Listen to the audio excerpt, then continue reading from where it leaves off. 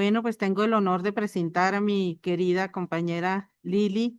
Más que una compañera, es una hermana de vida, ¿verdad? Estamos en el mismo grupo Pertenecer y es para mí un honor estar aquí al lado de ella, compartiendo su experiencia personal con el tema del octavo paso, ¿verdad? Que en esta ocasión dice reparación de daños. Bienvenida, Lili, y es tuyo Gracias, el Vicky. micrófono. Muchas gracias, Vicky.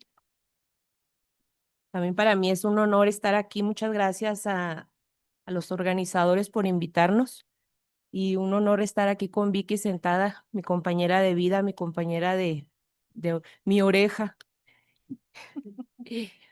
Soy Lili, nuevamente comedora compulsiva. Eh, la oración del octavo paso para comenzar, gracias. Quiero comenzar con la oración del octavo paso, si me permiten, que dice, querido Dios, necesito tu ayuda para hacer mi lista de todas aquellas personas a quienes he ofendido. Tomaré responsabilidad por mis errores y perdonaré a otros como tú me perdonas a mí. Concédeme la buena voluntad para empezar mi restitución. Esta es mi petición. Se me hizo fuertísimo. Ayer decíamos en el cuarto y el quinto paso, ya pasó lo peor. Ahora viene lo más culero. El octavo paso, sí. El octavo paso que en su encabezado dice, hicimos una lista de todas las personas que ofendimos y estuvimos dispuestos a reparar el daño que les causamos. En este paso vamos a trabajar para poder tener unas relaciones personales saludables. Entonces, para mí este octavo paso, al comenzarlo, fue tremendo porque, así como les digo, pensé que ya había pasado el quinto paso y ya la libré. Empecé a trabajar mi sexto paso y fue muy, muy laborioso el sexto paso de años, estar trabajando con mis defectos de carácter. Cuando llego a este sexto paso y me dice mi madrina, bueno, pues vamos a comenzar con el octavo paso, perdón. Me dice, vamos a comenzar con esa lista de personas para reparar. Me dice, lo primero que tienes que hacer es hacer una lista de personas que te hayan ofendido. Puta madre. Rápida, haciendo mi lista. Mi papá, mi mamá, mis hermanos. Yo hacía mi lista y luego me dijo la madrina, nada más te quiero advertir una cosa. Dice, yo sé cómo eres, susceptible. Me dijo, te tomas las cosas todo personal. Dije yo, pues sí. Y tan personal me tomaba yo las cosas que si yo entraba a un baño público y leía puto el que lo lea, ya salía encabronada. Entonces me dijo, tienes que estar bien pendiente de qué realmente lo que te está dañando a ti. Dijo, entonces lo primero que tienes que hacer es quítame de tu boca la palabra me, porque yo llegaba, es que mi papá me gritó, es que mi mamá me dijo, quítale la palabra me, tu papá gritó, sale, ¿te ofende a ti? No, porque ya no hay me. Es que mi esposo me. Entonces ya era yo la me. Quítame la palabra me y vas a hacer una lista resumida. Las primeras 10 personas de tu vida cronológica, esas me pones, pero analízalas bien. Bueno, pues ahí estoy haciéndolo. ¿Ya la tienes? Sí. ¿Quién te hizo daño? Pues este y este y este. Ok. Lo vas a trabajar en tu tribuna. Ve y dilo. O si no lo quieres decir en tu tribuna, me lo dices a mí. Ok, madrina. Pues empiezo a decirle todo. Yo bien, es que este me hizo y este me dijo y mi papá es así, así, así, así, así. Me dijo, bueno, ahora una segunda lista donde me vas a decir a quiénes has dañado tú. No, fíjate. así como que dañado, dañado. Ah, ok, todavía estás de víctima. Vas a empezar otra vez el cuarto paso. Ay, no, espérate, sí, ya me acordé, ya me acordé. Me dice, aquí tienes que venir sin armas. Ya estuvo bueno de justificar las acciones. Dijo, no tienes por qué estar justificando acciones. ¿Qué hiciste realmente? Y sin estar justificándote. Me dijo, y eso, el estarte justificando, por ejemplo, el resentimiento, es una manera muy fácil de tener esa justificación. Sí, yo hice, pero porque, fíjate lo que hizo él. Te estoy justificando que sí lo putié, pero pues el primero. Entonces, en esa lista de quién me dañó y qué hice yo, entonces se resumió. A ver, aquí está tu papá en la lista de los que te dañaron, aquí está tu papá en la lista de los que tú dañaste. Una sola lista.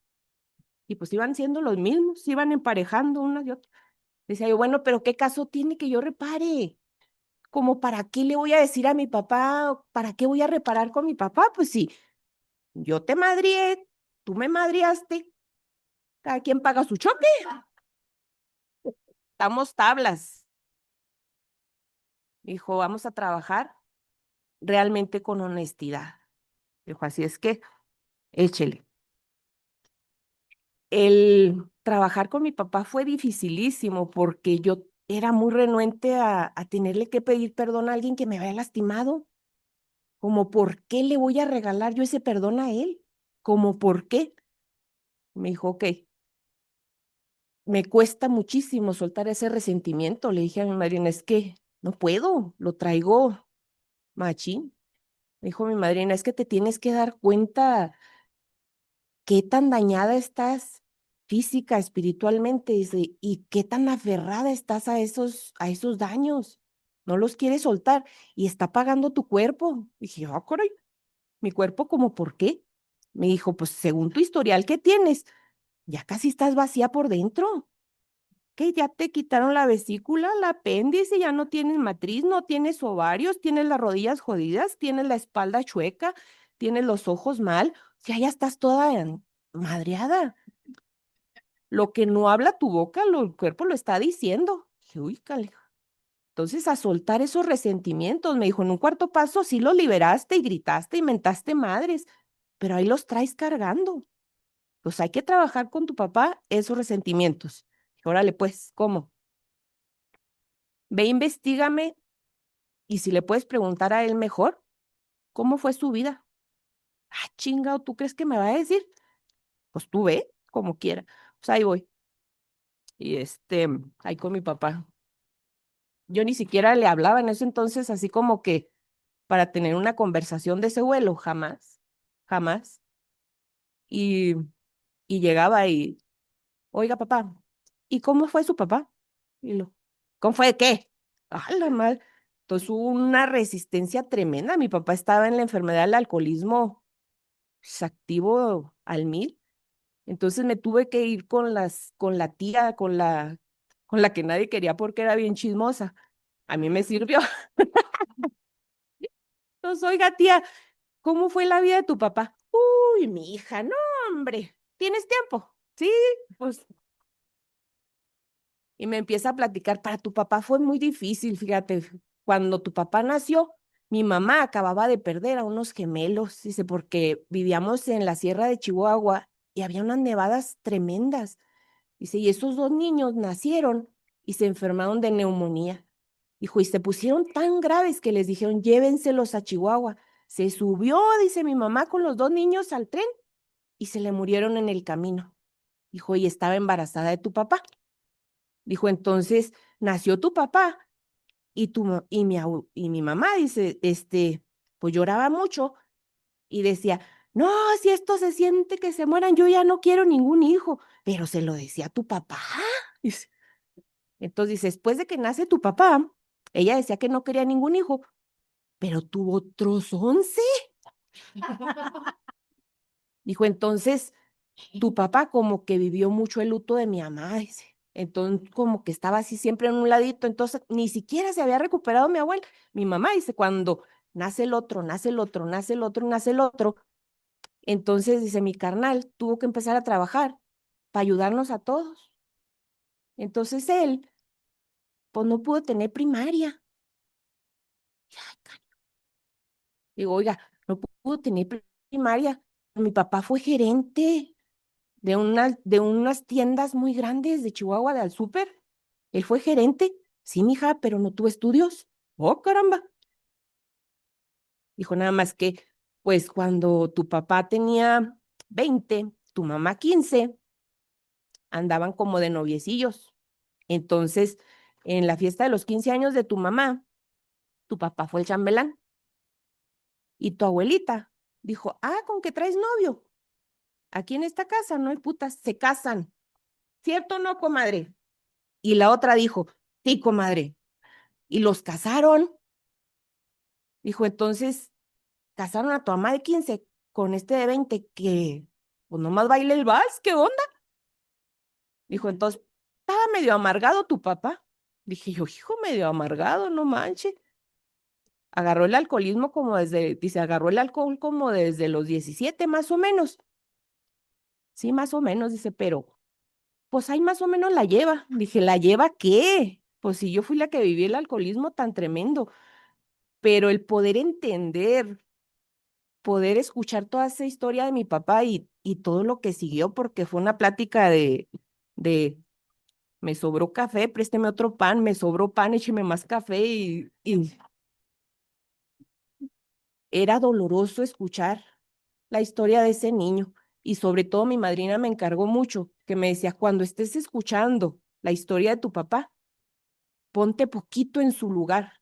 ¿Qué hubieras sentido tú como niña en esas situaciones? Hijo de su madre. Me hice garras porque me di cuenta, perdón, qué tanto había juzgado yo a mi papá. Entonces, en esos daños, decía yo, hoy reconozco cómo le hice daño físicamente, porque una vez que él me quiso pegar y que lo agarraron, yo sí le pegué y agarré una botella y se la estrellé en la cabeza. Y eso me daba una vergüenza a mí decir que yo le pegué a mi papá, porque siempre yo decía, sí le pegué, pero mira las putizas que me ha puesto a mí. Entonces, quitándome de pretextos y dejando a un lado y comprendiendo su historia, que sí le hice daño. Madrina, le pegué a mi papá. Ah, cabrón, ¿dónde quedó la buenita? Me dijo, ¿qué más? Daños. Me dijo, daños, órale, échele. Físicos, espiritualmente. Hijo de su madre, espiritualmente. No lo bajaba de puto borracho. Me daba vergüenza. Cuando él venía caminando, a mí me daba mucha vergüenza. Dijo, ¿y daño espiritual? ¿Qué más? ¿Qué más? ¡Ah! Era dolorosa. Ah, ya no juego, ya no quiero.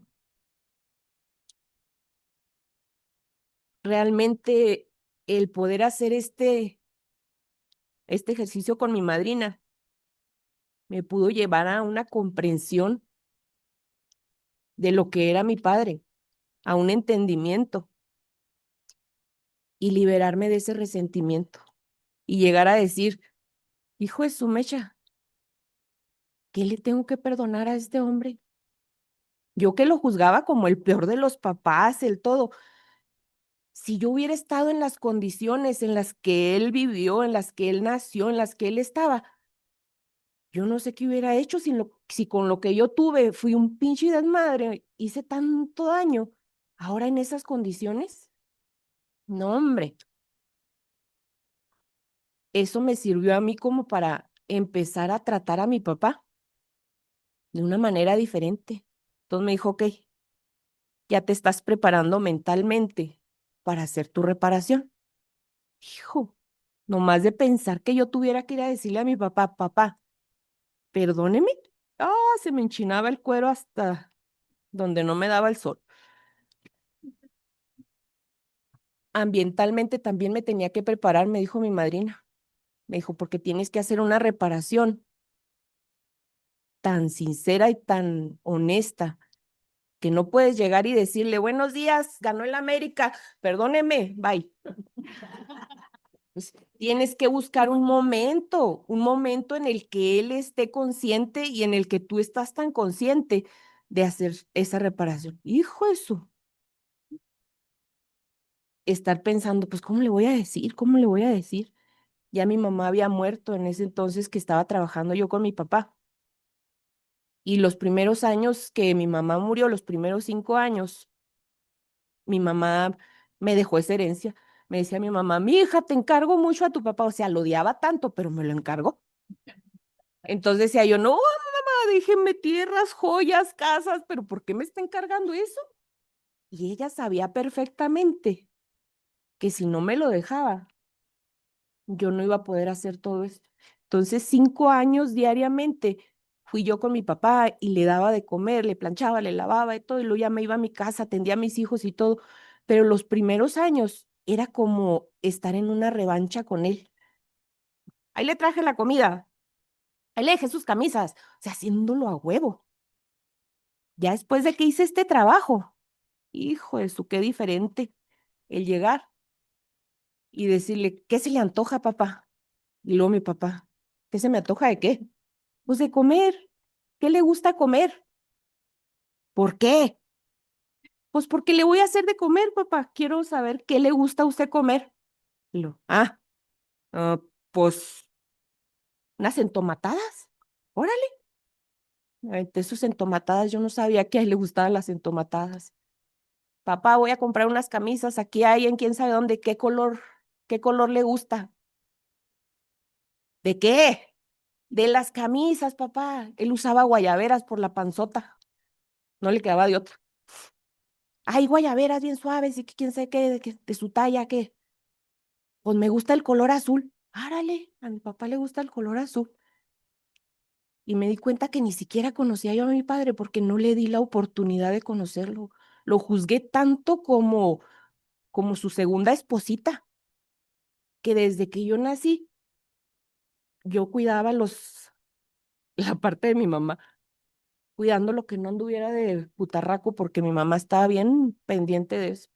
Entonces yo fui su segunda esposa, pero yo también fui su juez y fui su ejecutora durante muchos años. Entonces me dijo mi madrina, aquí en este ejercicio ya ni eres victimaria, pero tampoco eres víctima. Lo que es nada más y reconocer los daños que estás haciendo y, y hacer la reparación rápido. Y para mí era rápido porque mi papá ya estaba enfermo. En el momento en que yo estaba cuidando la parte ambiental, no se me dio porque mi papá estaba tan enfermo en su alcoholismo que no lo permitía. Entonces, eh, la manera en que yo pude acercarme a él fue con el servicio, servirle en su enfermedad, estar con él y sostenerle la mano cuando se fue. Y darme cuenta que todo ese resentimiento que yo tenía, el trasfondo que había, era mi necesidad de que él volteara a verme, la necesidad que yo tenía de papá. Entonces, este ejercicio me permitió tener a mi papá sus últimos meses, porque fueron meses que realmente lo disfruté como un papá, sin ser su juez, sin ser su ejecutora. Me permití ser su hija y verlo con unos ojos tan diferentes. Por eso este paso dicen que el que haga este paso realmente va a saber amar, porque ya no había condiciones, ya no había con que estás de genioso, de que su enfermedad lo tenía peor de alterado. Ya era una tranquilidad la que tenía yo hacia él o un entendimiento, una compasión. Y compasión no significa que le tuviera lástima, sino que ya había dentro de mí ese, ese amor de veras de hija. Entonces, el que mi papá los últimos meses se apoyara en mí, úfale, era para mí un agradecimiento al poder superior. Gracias, gracias, gracias.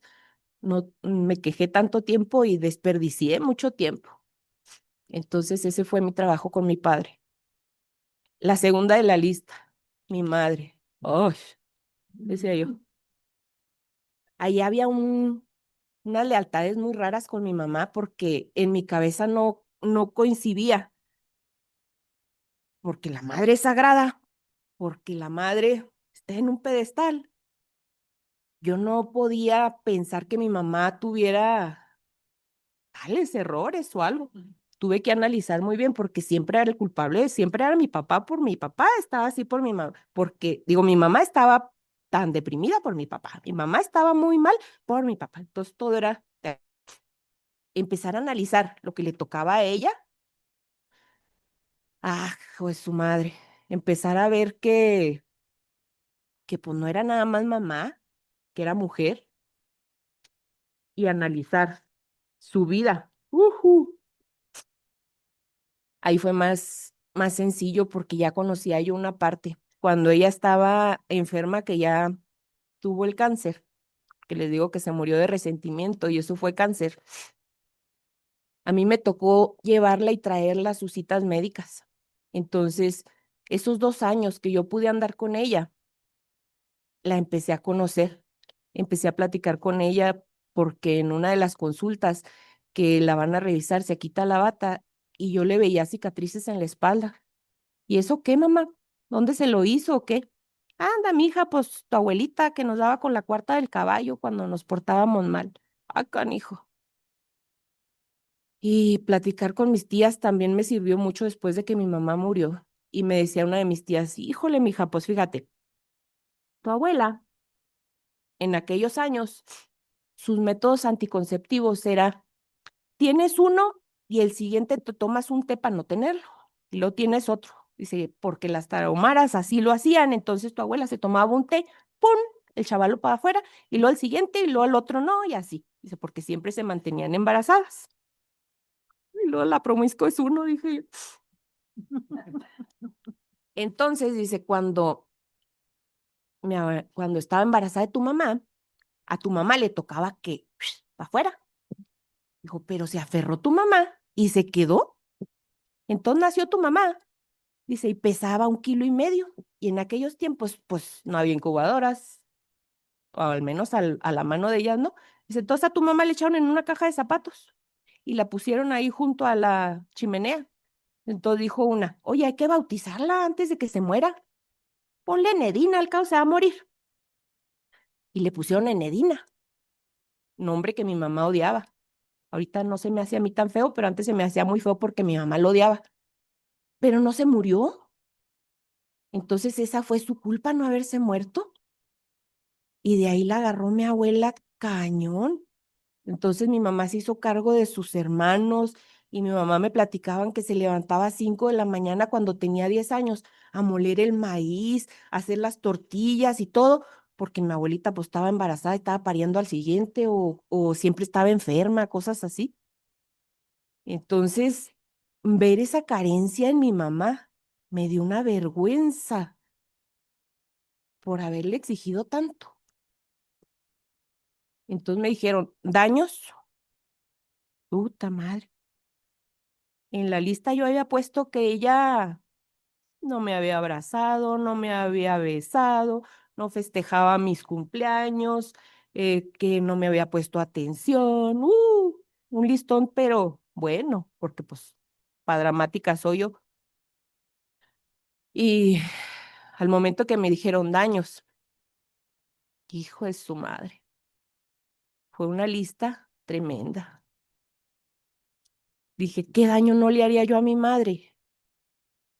Cuando fue la esposa de mi amante a reclamarle que su hija andaba con su esposo. Y llegar y que me dijera, vino, no le haga caso, no le haga caso, eso no es cierto. ¿Qué habrá sentido mi madre? Ahora que yo tengo hijas, hijo de su madre, ¿qué habrá sentido mi madre cuando yo no llegaba? 4, 5, 6 de la mañana y ella todavía tenía que cubrirme con mi papá. Un día que yo iba llegando, que dijo mi papá, ¿de dónde viene? Y dijo mi mamá, ya se va. Ay, voy a misa. Me tuve que salir un rato y regresar. La cancelaron. O sea, tener que cubrirme las espaldas ella. Y yo todo eso no lo veía.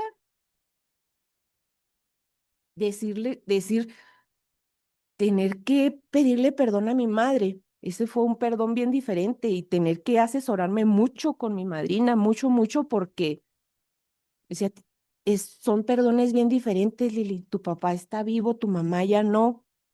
Vamos a hacer muchos trabajos diferentes, ok. Pero todo ese trabajo era estar rascando heridas, pero muy necesario. El tercero de mi lista, mi esposo. Ah, pobrecito, porque le tenía una lista bien resentidota yo. Y en los daños, yo todavía insistía, pues es que yo no le hice nada. No le hiciste nada, no. ¿Quieres comenzar un cuarto paso? Ay, déjame analizo qué le hice a este cabrón. Y peor que este paso jamás de los jamases se termina. O sea, ni uno, ¿verdad? Toda la vida hasta que yo deje de respirar voy a tener que trabajar un paso, otro, aquel y a cual. Entonces, con mi esposo, el último de los octavos pasos que hice, pues no fue hace mucho. Ustedes el año pasado, los que tuvieron oportunidad de escucharme, yo me fui de aquí con un pendiente bien grande de hacer una reparación. Y me dijo mi madrina, mucho cuidado, Lili, mucho cuidado, porque al hacer reparación tú no puedes hacer un sincericidio. Cállate. Dijo, hay maneras y tú no vas a ir a decirle, ay, perdóname porque yo sé que tú me engañaste, pero al cabo yo te había engañado 4, cabrón. Estamos parejos. Dice, no, aquí hay que ser conscientes de que tú vas a reparar lo que te toca de tu banqueta, vas a barrer. Dice, hasta ahí. Lo que él te hizo, punto y aparte, es su pedo y él va a arreglar cuentas con su poder superior. Tú arregla las tuyas. ¿Qué hiciste tú? Pues espiritualmente lo dañé mucho porque hablé de él, dije que era un hijo de su Pinky Blue, muchísimas cosas más.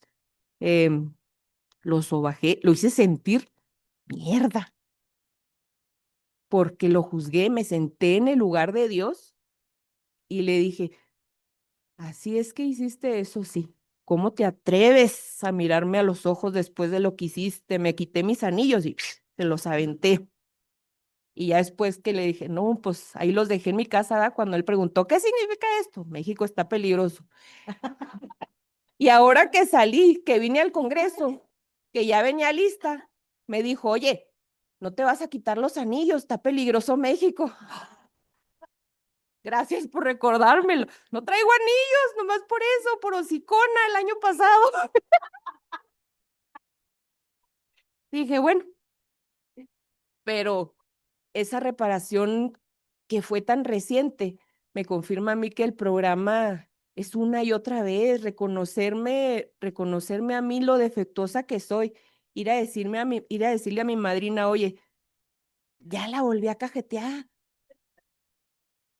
Y él me dice, ¿y luego qué esperabas para venir? ¿Qué esperabas para trabajar? Espérate, pues andaba en México, pero allá hice esto y esto y esto.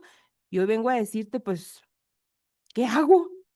Me dice, nada más ve y dile perdón porque no supiste comprenderlo en su momento. Ah, qué cabrón. Ya no fue tan difícil, ¿sabes qué? Perdóname. Estaba yo muy molesta y no supe comprenderte en el momento. Ya me quedé yo en paz porque yo ya había dicho con mi madrina, le dije así, así, así, así, pero ya no cometí el sincericidio. Sí, porque a veces me sale lo sincerota y yo te engañé 4 y qué, estamos parejos. Y hacer este octavo paso para mí tremendo porque tuve que reconocer también que he dañado a personas que nunca me hicieron nada. Y eso, hijo, era reconocer que sí era bien malota. me asustaban tanto los cholos de la colonia y yo era peor, porque ellos traían el palo en la mano y yo traía una lengua que destrozaba a mis hermanos, por ejemplo, el, el defecto de la envidia que tengo tan marcado y que me faltaba tanto trabajar. Hablar mal de una hermana, por ejemplo. Y decía, ¿y eso cómo lo reparo? ¿Cómo reparo esos daños? Igual poco a poco, me dijo mi madrina, igual puedes ir a decirle a tu hermana, perdóname porque muchas veces no comprendo las cosas y actúo mal. Ya, dice, no, no necesitas aventarte tanto, dice, pero como eres tan dramática, a veces te tiras más grande el pedo que en la cola, Lili. Y eso siempre ha sido conmigo, hago las cosas tan grandes. Y mi madrina me agarra, a ver, siéntese. Así están las cosas, chiquito. Reconoce lo que tú hiciste y lo que no, también lo tienes que dejar a un lado. Porque a veces me agarro todo, sí, yo soy, y que la Rosa de Guadalupe me hace daño. Entonces, trabajar este octavo paso, por eso les decía que ya pasó lo malo y viene lo peor. Para mí fue muy doloroso, porque el cuarto y el quinto sí me dolieron hasta el alma, pero fue conmigo. Pero este octavo me voy a enfrentar en un noveno ante las otras personas y muchas cara a cara. Entonces, hay que tener calzones para hacer eso y largos guardapedos porque se necesitan muchos. Pues muchas gracias y pues voy a hacer una reparación con ustedes porque a ver si mis palabras no los mandan al pedo también. Gracias.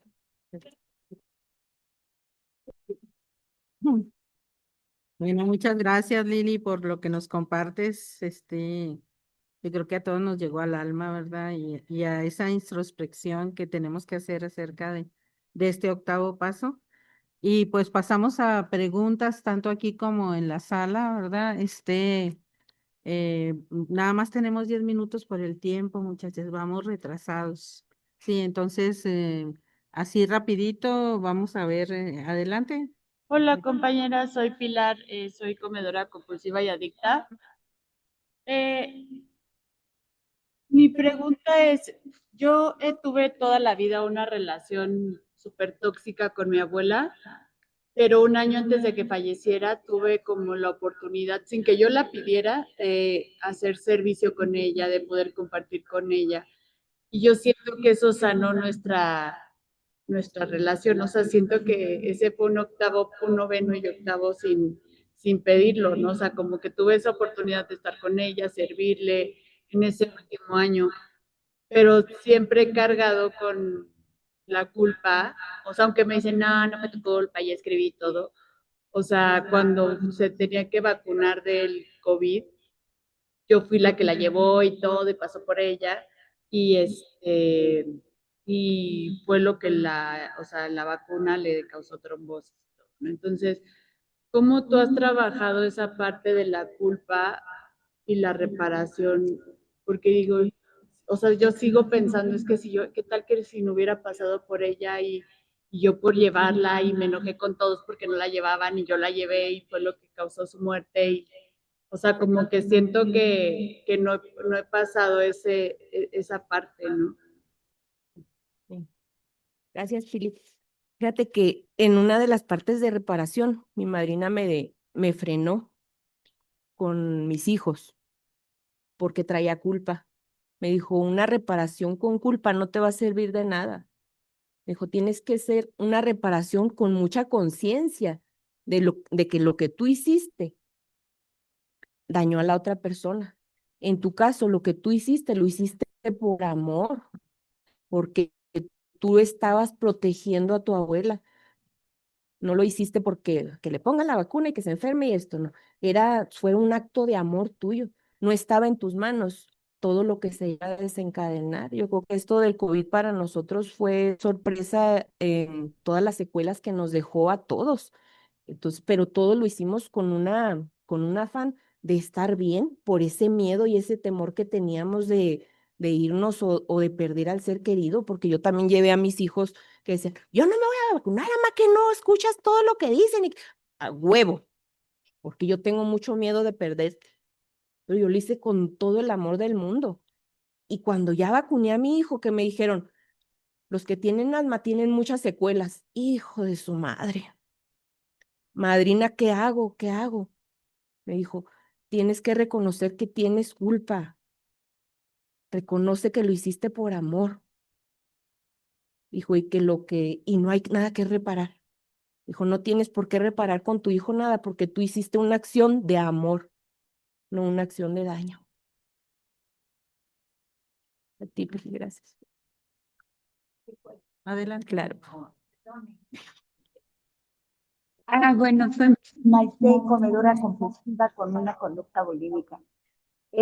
Nada más preguntarte rápido. Yo hice la reparación con mi mamá, gracias a Dios antes de que muriera. Y armé esos cachos de historia porque yo decía, pobre, ¿no? O sea, todo lo que me dijo, es que yo no te quería tener, o sea, y pesabas 1,5 kilos, y me dijo el doctor, pues ya está aquí, ¿qué quiere que haga? Y yo le dije, no sé, regálela o aplique la eutanasia, algo que funcione, yo no la quiero, y menos si es mujer. Pero ¿por qué me lo dices a los 20 años? Y luego yo decía, es que siempre, y ese mandato materno de que no te quise, no te quiero, o sea, así lo sentí. Bueno, armé las cachos de historia, y justo el año pasado aquí en el Super Congreso, también déjenme les enseño, siempre la cargo. Anda. A mi niña interior.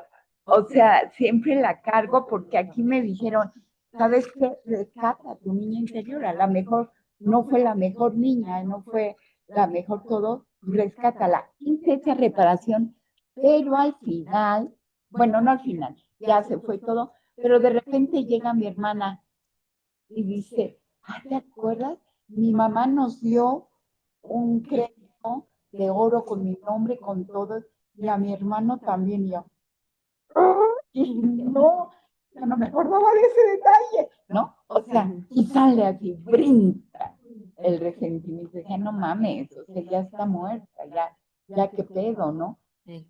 Pero a ti te surgen, después de haber hecho la reparación del daño, de repente surgen esos momentos. Sí, me encantan. Sí, fíjate, mi mamá ya había muerto cuando yo tuve que reconocer que mi mamá no tenía la capacidad, mental para criar una hija. Cuando mi mamá ya había muerto, yo me di cuenta, porque yo me quejaba siempre de su depresión y le echaba la culpa a mi papá de su depresión, que no era eso, sino que cuando yo nazco, mi abuelo se suicida y mi mamá eh, tiene una recién nacida, otros 3 hijos más grandes, un luto por su papá, un esposo medio puto o puto y medio. Entonces todo eso la lleva a la depresión. Tener que reconocer yo que mi mamá tenía muchos defectos, porque yo tenía la figura materna muy romantizada o de Disneylandia, donde las mamás... Y tenía que ser mi mamá como yo quería que fuera. Y yo la quería así, y así, y así, y así. Porque la mamá es la que acaricia, la mamá es la que... Pero tenía que comprender que mi mamá era un ser humano, primero, una hija muy lastimada, una esposa muy dañada, y que a final de cuentas ella me dio mucho, mucho más de lo que recibió. Entonces, pues, entender por ese lado que sus defectos no los pudo trabajar ella.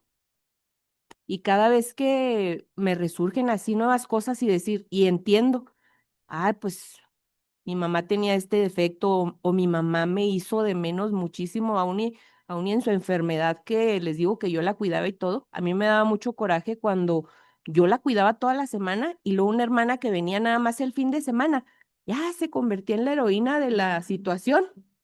Y decía yo, ¿y luego qué? Y mi mamá le decía cuando se iba, muchas gracias, hija, por haber venido a cuidarme, te agradezco tanto y que quién sé qué, y luego volteaba y me decía, caliéntame la sopa, ¿no?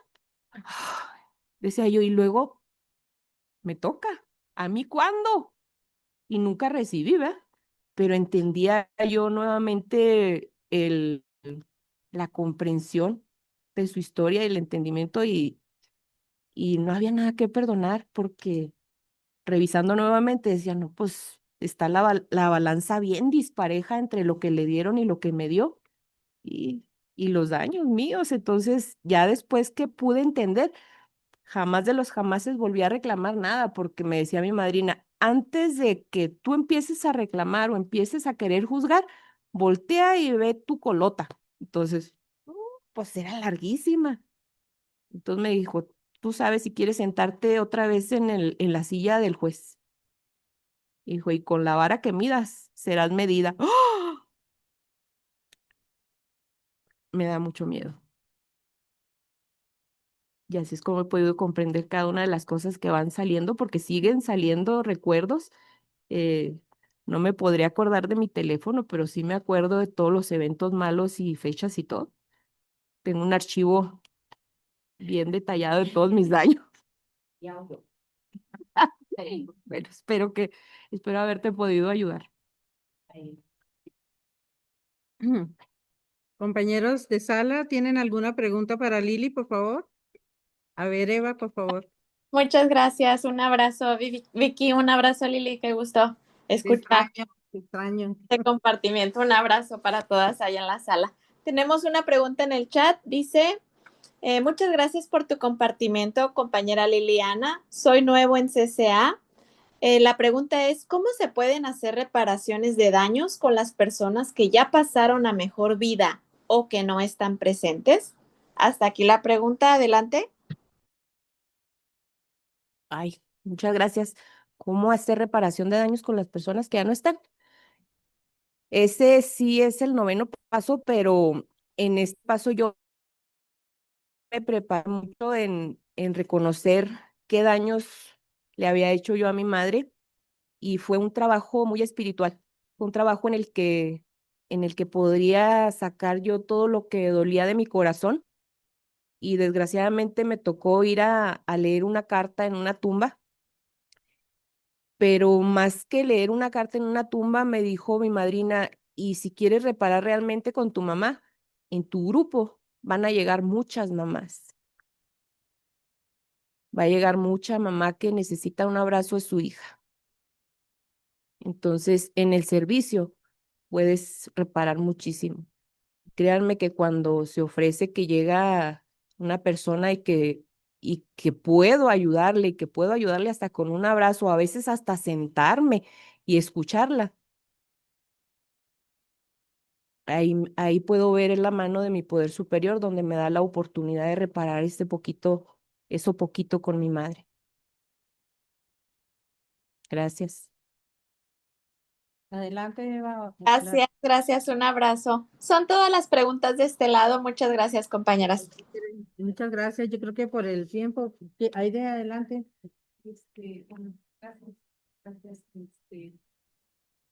Ahorita estoy pensando, digo, yo obtengo un beneficio al no querer hacer esa reparación.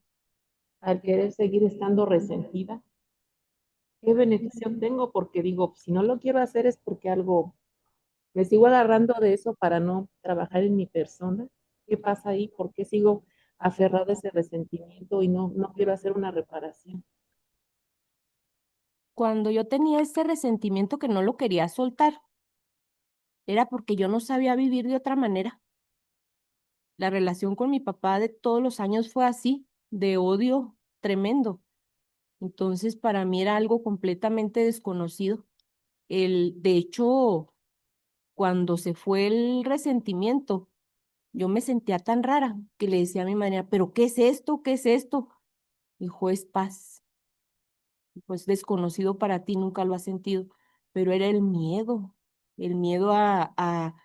¿y si lo perdono y me rechaza? ¿Y si le digo, perdóname y me manda la madre? Entonces mi madrina me dijo, tienes que entender que el perdón es un regalo para ti. Dijo, suelta ese veneno. Dijo, tú te estás tragando el veneno y estás esperando a que la rata se muera. Dijo, y la que estás tragando veneno eres tú. Y sí, ¿cuántos años no pedí yo que mi papá se muriera y se diera en la madre y se estrellara en el carro y cuánta cosa? Y, y la rata seguía viva y yo seguía tragando veneno. Entonces, entender que al menos por conveniencia tengo que soltar el resentimiento porque a mi cuerpo le conviene, mi cuerpo me lo agradeció muchísimo. Yo tenía nódulos aquí en la garganta, en la tiroides, 3 nódulos y cuando empiezo a soltar resentimientos, que dice el endocrinólogo, pues no sé qué hiciste, pero algo hiciste y ya no tienes eso. Decía yo, qué raro. El neurólogo, pues no sé qué hiciste, pero pues tenías microinfartos y ahorita ya no pasa. ¿Qué? Que yo, pues yo sí sé qué estoy haciendo, estoy soltando, y si es por conveniencia, pues lo trabajo. Y su madre que me duela mucho.